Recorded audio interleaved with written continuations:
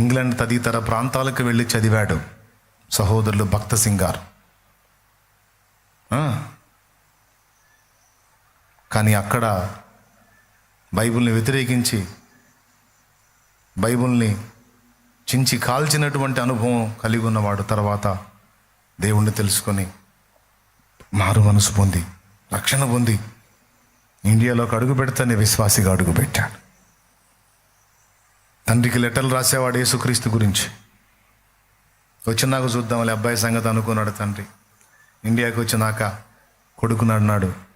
అక్కడ ఏదో వేరే దేశాల్లోకి వెళ్ళి చదువు కోసం వెళ్ళి అక్కడ ఏదో యేసుప్రభు అది ఇది అన్నావు. ఓకే, ఇప్పుడు మన దగ్గరికి వచ్చావు. మన ప్రాంతంలో యేసుప్రభుని అంగీకరిస్తే యేసుప్రభు నమ్ముకుంటే వెళ్ళేస్తారు, ఒప్పుకోరు, అసహించుకుంటారు, తెలుసు కదా. కాబట్టి యేసుప్రభుని విదేశాల్లో నువ్వు తెలుసుకున్న యేసుప్రభుని విదేశాల్లో వదిలేసేయి. ఇక ఇండియాలో మన సంబంధిగా నువ్వు ఉండాలి అన్నాడు. అప్పుడు ఆయన అన్నాడు, తండ్రి నానా శ్వాస తీసుకోకుండా మనిషి బ్రతకగలడా అంటే బ్రతకలేడు, చచ్చిపోతాడు. యేసు లేకుండా నేను కూడా బ్రతకలేను, యేసు లేకుండా నేను కూడా బ్రతక. అరే నిన్ను విదేశాలకు పంపించింది ఎందుకు కుమారుడా? చదువుకొని మంచి భవిష్యత్తు పొందుతావని, అంతేగాని ఎట్లాగైపోతావని కాదు తండ్రి బాధ. కానీ కొడుకు ఏం చెప్తున్నాడు? లేదు లేదు, అన్నిటికంటే ఉత్తమమైన చదువు దేవుడే, యేసయ్యే. ఆయనకి మించినటువంటి జ్ఞానం లేదు, ఆయనకి మించిన దైవం లేదు, ఆయనకి మించిన ప్రేమ లేదు. జీవితంలో ఏదన్నా చేస్తే ఆయనకి మించినటువంటి కార్యం ఇంకొకటి ఏది లేదు. కాబట్టి నాకు ఆయనే ఆయనే ఆయనని పిచ్చోళ్ళ మాట్లాడుతూ ఉంటే తండ్రి అసహించుకొని విసర్జించి వెళ్ళిపోయాడు. తండ్రి విసర్జించాడు కుమారుణ్ణి, భార్య విసర్జించింది, తోడబుట్టిన వాళ్ళు విసర్జించారు ఒక దశలో. చివరికి సహోదరులు భక్త సింగ్ గారు కన్ను మూసినప్పుడు సైతం కుటుంబ సభ్యులందరూ గ్యాదర్ అవ్వలేదు. భార్య కొడుకు కూడా ఉన్నారు ఆయనకి, భార్య కూడా లోబడలేదు, రాలేదు. అయినా సరే అన్నిటినీ కోల్పోయి అందరినీ వదులుకొని ఒక్కడే ఒక్కడే ఒక్కడే ఒక్కడే ఆ హిందీ ఇంగ్లీష్ మాట్లాడతాడు. తెలుగు తక్కువ, తమిళ్ తక్కువ, మలయాళీ తక్కువ, కన్నడ తక్కువ, ఏం లేదు, అలా ఆ భాష తెలియదు. హిందీ ఇంగ్లీష్. పంజాబ్ ప్రాంతం వాడు కదా. దేవునికి స్తోత్రం. లక్షలాది ఆత్మల మీద చెరగని ముద్ర వేశాడు సహోదరులు భక్త సింగ్ గారు. వీధి సువార్త ప్రకటనల దగ్గర నుంచి, కూటాల దగ్గర నుంచి చిన్న చిన్న గుంపులు చిన్న చిన్న గుంపులు చిన్న చిన్న గుంపులు ప్రతి ప్రాంతంలో ఉంటాయి. పెద్ద పెద్ద చదువులు చదివిన వాళ్ళు వాటన్నిటిని అక్కడ పడేసి వచ్చారు సేవకి. దైవజనుడితో, బ్రదర్ భక్త సింగ్ గారితో మేము కూడా సేవ చేస్తామని వచ్చేసారు. రాత్రి మగళ్ళు అదే ఆలోచన, ఆత్మ రక్షణ కొరకు భారం. హైదరాబాద్లో ఫేమస్ డాక్టర్ ఎవరైతే ఉన్నారో ఆమెకు టీచ్ చేసిన ఆమె ఉంది, ఒక ఆమె వచ్చింది. యంగ్ ఏజ్లో, యవ్వన ప్రాయంలో ఆమె భక్త సింగ్ గారి దగ్గరికి వస్తే ఆమె ఫ్యామిలీ మెంబర్స్ ఆయన్ని కొట్టేదానికి వచ్చారంట. ప్రార్థన చేశాడు, వాళ్ళు సైలెంట్కి వెళ్ళిపోయారు. ఆమె అక్కడే స్థిరపడిపోయింది. ఆమెను కలిశాను నేను దేవుని రూపంలో. చెప్పింది, నా కోసం దైవజనుడి మీదకి వచ్చారయ్యా, నేను నిలబడ్డాను, నేను బెండ్ అవ్వలేదు, వెళ్ళలేదు. ఆయన ఏం చేస్తాడు?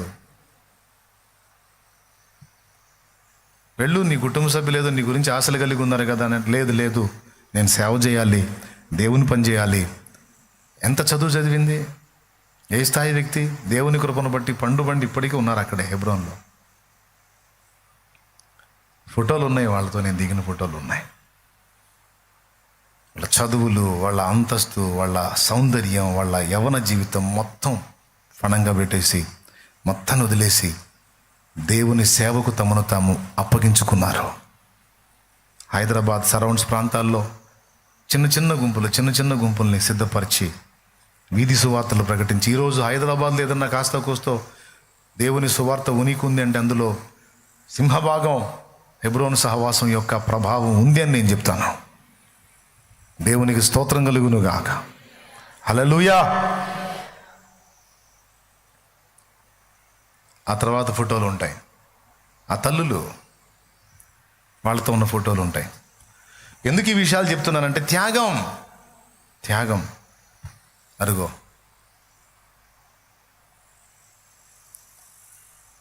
ఆ చివరి తల్లి, ఆ వైట్ శారీ అక్కడ మొత్తం 70, 80 వయసు, 65 నుంచి పైనే.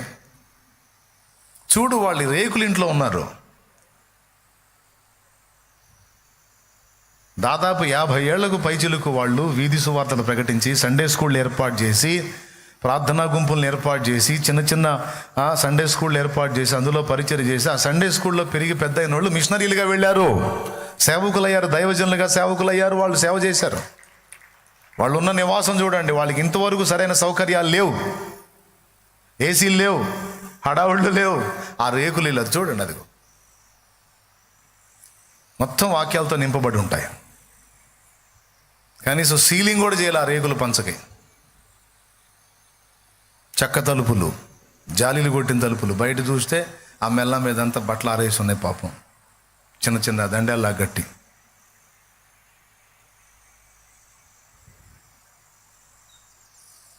ఈ రోజుకు చూడండి ఏది వాళ్ళకి సౌకర్యం. అలాంటి స్థితిలోనే అలానే ఉంటూ వాళ్ళు సేవ చేస్తున్నారు. అటు పక్క చూడండి, ఆ సీలింగ్ షీట్లు ఊడిపోయి ఉన్నాయి. ఈరోజు కొంచెం సేవ చేస్తే చాలా అన్ని సౌకర్యాలు ఉండాలి, అన్ని భోగాలు ఉండాలి, అన్ని హోదాలు ఉండాలి, ఏది నొప్పి తగలకూడదు. మరి దాదాపు 50 ఏళ్లకు పైచిలకు సేవలు అలాగో కరిగిపోయి ఉన్నారు. వాళ్ళ వృద్ధాప్యంలో సైతం అలానే ఉన్నారు వాళ్ళు. ఈరోజు ప్రఖ్యాతిగాంచిన డాక్టర్లకే లెక్చర్ ఇచ్చినటువంటి లెక్చరర్ల వాళ్ళు, కానీ క్రీస్తు కోసం వాళ్ళ త్యాగం అదే.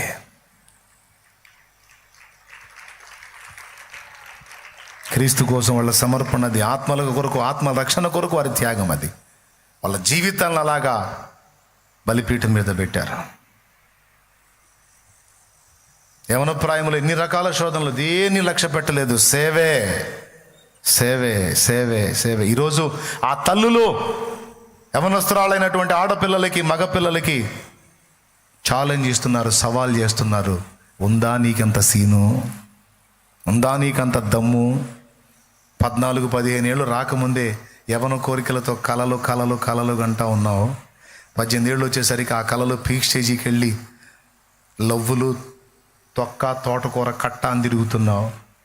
మళ్ళీ నేను విశ్వాసాన్ని వచ్చి మోకాళ్ళ మీద ఉంటావు, భక్తిగా వాక్యాలు విన్నట్టుంటావు, చేసే తప్పుడు పనులన్నీ చేస్తావు. ఏదేనా తల్లి నీ సమర్పణ అని ప్రశ్నిస్తున్నారు. ఏదేనా తల్లి నీ త్యాగం? ఏది నా కుమారుడా నీ సమర్పణ? ఏది నీ త్యాగం? వారి త్యాగం నిన్ను ప్రశ్నిస్తుంది, నన్ను ప్రశ్నిస్తుంది.